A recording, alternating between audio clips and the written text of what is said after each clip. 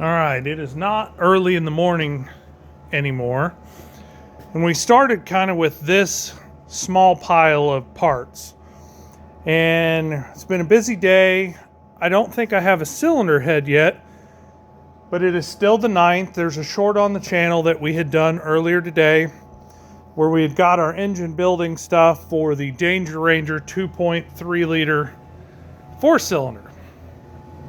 Well, the machine shop came through for me. We've got a big snowstorm coming, and I wanted to have as much as I could so we could get started reassembling this engine. So this is the cylinder head that I need essentially to have replaced. And what happened was, and apparently this is real common on the 2.3 and 2.5 Ford 4-cylinder 8 spark plugs.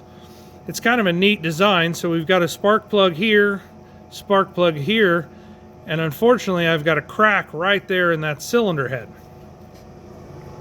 So we've got a brand new casting, comes with a new cam, new followers, new rockers, new cam bearings. You can kind of see a little bit of wear there.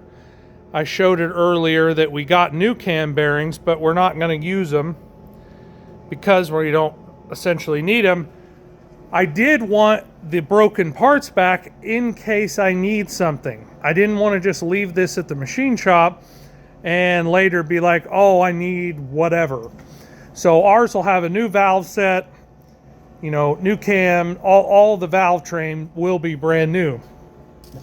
Now I did tell you guys the rods were still good, but we needed a set of pistons because the engine block needed to be punched out. So we've got a new fresh machine hone. Obviously once they bored it, they decked it, made sure it was good, boiled it out. So I've got some galley plugs, I think is what they're called, that I need to reassemble in there, which we'll do that. The crank was fine, so we had it polished. So we should be good for reassembly, at least the rotating assembly, and hopefully the new cylinder head showed up and we can get it done. So we'll get it up on a engine stand. It does have a coating of WD-40 on it, and there's WD-40 in there, there's WD-40 there. Most people probably know this, but the W and D stand for water displacement, and this is the 40th formula that NASA needed when they developed it, that it actually worked.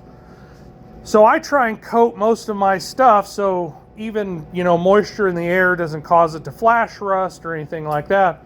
But I'm going to bring you along with this. I know the shop has got stuff everywhere. I understand that.